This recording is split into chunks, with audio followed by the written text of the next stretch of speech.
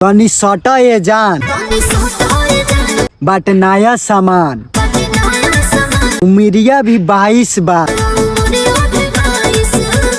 कभो लेवे ना दे आतर।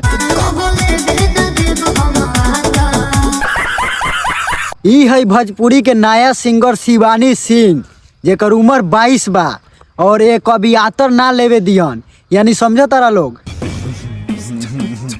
रात भर दिन भर चपले रहियन। समझ रहे हो? समझ रहे हो ना? एक गाना आया है शिवानी सिंह और अंकुश राजा का, जिस गाने का टाइटल है कमरिया बा पातर। इस गाना में इतना अच्छा अच्छा शब्द है ना, क्या कहे हम, आप लोग जाकर देख सकते हैं। अच्छा हमको सिखा रिया है। तनी सटे द ये जान बाटे नया सामान।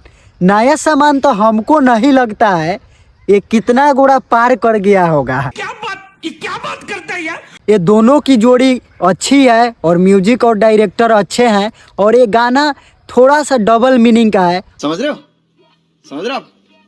ना? और ऐसे भी शिवानी सिंह डबल मीनिंग के गाने के लिए जानी जाती है।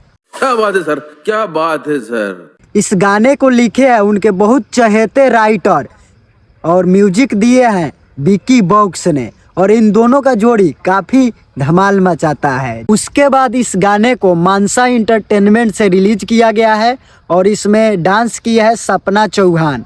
और आप लोग को बता दें कि सपना चौहान आजकल काफ़ी वायरल चल रही है और बहुत बड़े बड़े कलाकार जैसे खेसारी लाल यादव, पवन सिंह, नीलकमल सिंह, इस सारे लोग के गाना में काम कर रही है।